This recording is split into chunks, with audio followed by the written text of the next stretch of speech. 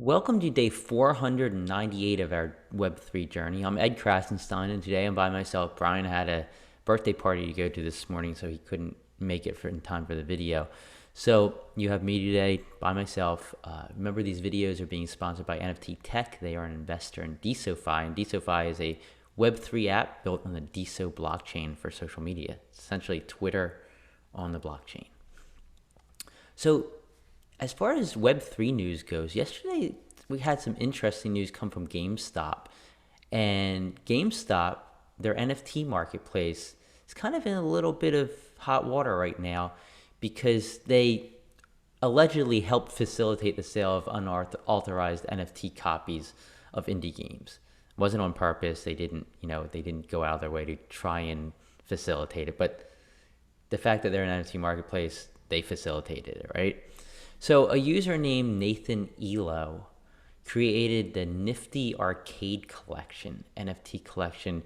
These were animated NFTs of old school arcade games, like games from back in the day that we all played. They're old school arcade game cabinets, and they had indie games playing on the screens. But these indie games were actual games, thus they actually have trademarks, and there's all kinds of rights tied to them. He earned $14,000 on the GameStop NFT platform by selling these NFTs before GameStop banned his account.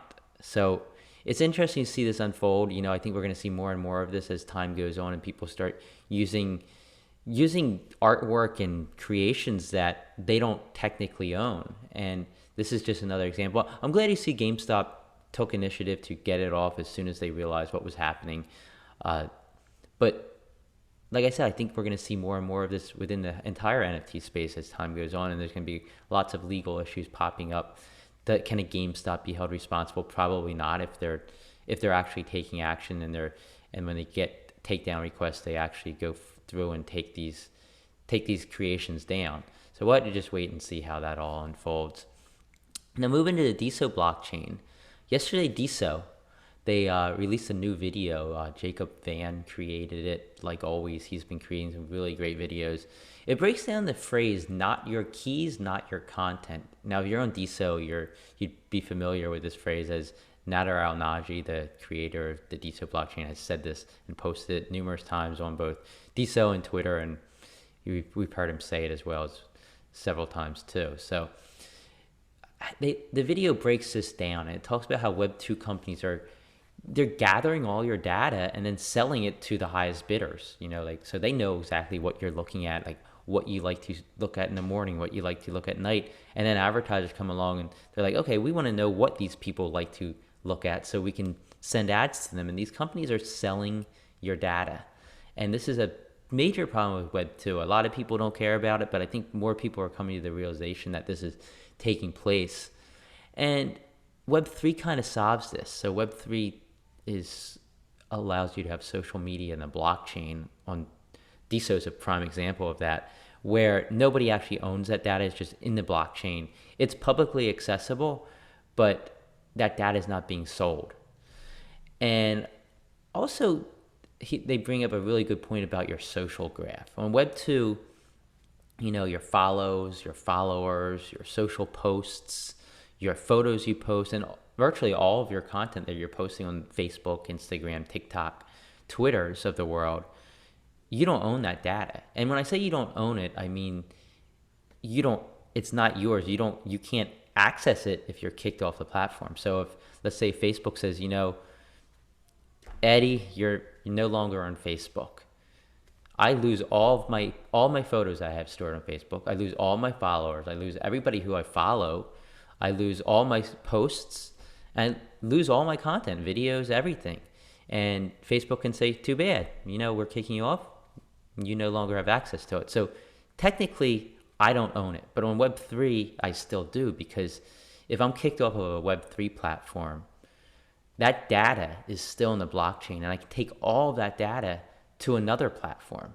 Facebook too, maybe. In a Web3 world, maybe there'll be a Facebook too that includes people who have been banned from Facebook. And all that data would still exist. And that data can still exist in a Web3 version of Twitter too. So my followers on my Web3 Twitter, the same followers I have on my Web3 Facebook, and my posts can be intermingled as well. So that's what they talk about. In the video, they also mentioned Diamond, DAO, and Entra. They're all apps that are built on the DeSo blockchain. They said that you can earn tips every time you post on Diamond. They talk about Entra as being the Web3 version of LinkedIn, and of course DAO, the platform that allows anybody to create a DAO, buy and trade DAO coins, and just participate in the DAO. So it's a great video. If you haven't watched it, definitely check it out. You can see a link to it above this video on DeSo or below it on YouTube. So DeSoFi, we mentioned them in the beginning of our show. They are a Web3 app built on DeSo blockchain. They're holding a weekend competition, and what they're going to be doing is they're going to be buying the most creative NFT that mentions them in a post. They're going to spend 1 DeSo on that NFT. The competition ends Sunday night at midnight, and you can get more details via the link posted above or below this video. I want to say happy birthday to NFT Van Halen. That's Boss Van Halen. He's part of our team at NFTZ, doing great work for us. He's also an amazing artist. He's a creator of the Natterheads, and he has a new agent series that's in 3D. Definitely check those out. But happy birthday to NFT Van Halen. He's having a 50% off sale on all of his NFTs, or NFTs that he has put into a certain gallery, so check that out. Also, happy birthday to Michelle Lord, who turns 53. DeSo OG. She's been on DeSo since the start. She's one of the most active community engagers on the platform. So happy birthday, Michelle Lord. I want to also talk about something with the NFT PFPs. So Diamond last week introduced NFT PFPs, where you can showcase your NFTs as your profile picture. And it's very similar to how Twitter does it. There's a hexagonal image of that NFT as your profile picture. Only NFTs show as hexagons, so you know that it's a verified NFT. But the problem which a lot of people in DeSo have been talking about, specifically DJesus and Brutal as of late, is the fact that it doesn't actually verify yet that you own this NFT. It does when you add it, but if you add that, if you say buy an NFT, let's say I buy a mini clout NFT and I make it my profile picture, and then I go and sell that NFT to Miss Katie Ann. She now has an NFT, and I no longer have it, but my profile picture is still going to be that NFT. There's nothing that takes that NFT out of your profile picture once you sell it. And I think something needs to be done to do that, because otherwise people are going to be showcasing NFTs as their profile picture that they don't actually own. So this needs to be something that is fixed. Brutal suggested that all of this profile picture NFT thing should be done on the DeSo backend rather on the node level. He said if a new huge app comes along, and let's say they bring 100,000 or 1 million people onto the DeSo blockchain, and they decide to show profile pictures as via a different standard. Let's say they use the extra data fields to show it via a different standard. Then all these apps that have kind of set their PFPs to mimic those on Diamond are going to have to readjust and completely change their standard. So if it was on the DeSo backend, it could all be on the blockchain where, people can just know that they're always going to be getting that data. I want to say congratulations to Lisa Mariette. She's been selected as one of 50 participants in the first cohort of Mission Impact's Global Leadership Training Program for Women in Web3. Congratulations. This is an amazing accomplishment. I'm sure you're going to learn a ton of stuff in this training program. Lisa wanted to thank, in particular, several people for helping her with her pitch deck, with her white paper, and just becoming aware of this program that's been going on. And those include Doodles, Darian Parrish, Salil Sethi, Alex Roken, and Luce. So congratulations, Lisa. Can't wait to see what you learn. And moving on, the 10 people with the most NFT bids in the last 24 hours, thanks to NFTZ. They are Spunk Art, DeSo NFTs, Tier 1 Bigums, Studio Richards, Web3 Peeps, Eat Green Apples, Vishal Guya, James Barrett, Meta Philosopher, good to see him up there, or him or her up there, and Gilo.